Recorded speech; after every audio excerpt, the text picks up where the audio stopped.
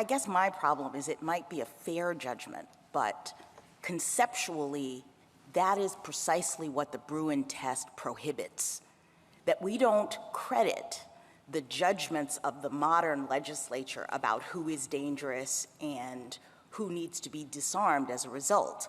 The entire point, I thought, of the Bruen test was to say that the only thing the modern legislature gets to do is follow the judgments of the founding era legislature around who was dangerous and who gets to be disarmed.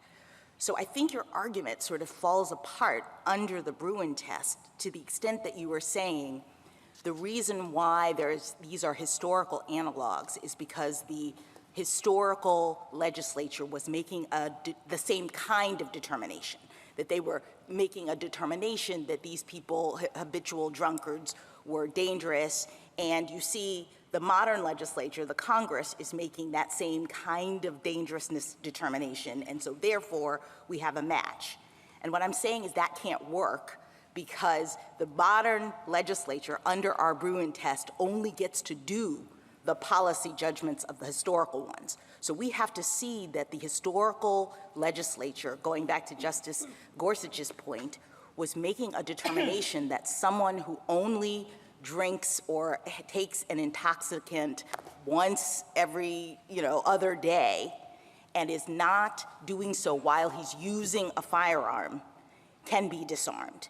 And if we don't see that, then the fact that today's Congress thinks that that person is dangerous is irrelevant under the Bruen test. Respectfully, I think that would mean that you were overruling Rahimi because Rahimi made an even bigger jump. If you thought that only people who were dangerous at the founding could be restricted now, I think you'd have a real problem with the fact that domestic abusers at the founding were only penalized. No, it's not the penalty necessarily. It's the policy judgment about who was dangerous. Right. And I thought there was evidence at the founding that there was a concern about domestic abuse to some degree. Maybe people weren't being disarmed as a result of it, right?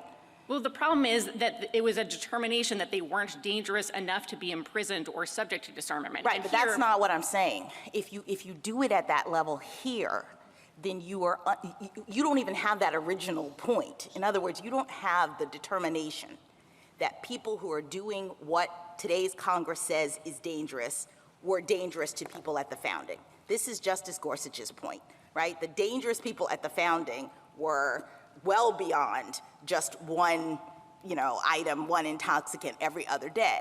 So without that, I don't know how you can even begin the conversation of how we punish those people. Is there a match with regard to what can be done about them? You have to have a policy judgment at the founding that matches the policy judgment today under the Bruen test. Right, we agree with the Bruen test, but the policy judgment is, at the founding, people who are using intoxicants in a dangerous way in a habitual fashion can be subject to various penalties from confinement and imprisonment. And 922G3 is similar to that judgment. It is saying habitual illegal drug use, even if it's not to the exact same point as alcohol, which is legal, which is not subject to the same determinations, is enough on all fours. And I think the other plus factors— I'm sorry, what do we do about the fact that wrapped into that is your view of illegality doing a lot of work when the government itself controls that determination?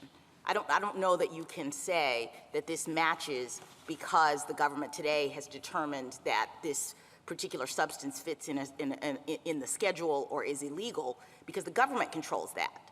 The government controls that subject to judicial review and much more strict findings than were present at the founding for habitual drunkards who didn't have to be deemed dangerous. There weren't any considerations of what are the public safety concerns with respect to habitual drunkards. But to the extent your argument both accepts what was happening at the founding and distances itself, I think that's a problem.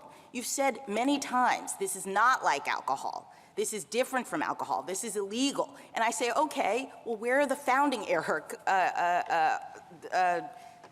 analogs that do what is happening here? Right, and the illegal drug problem did not emerge at the founding. And so I think the fact here that post-ratification history, we're not trying to get to the original principle from it. The original principle of disarmament comes from the problem of intoxicants and firearms and restrictions on people. But as soon as the illegal drug problem emerged, there is an unbroken history of treating them as similar to habitual drunkards. The two laws kind of merge in terms of how they function. Habitual drunkards and illegal users of drugs, not just addicts, are subject to disarmament.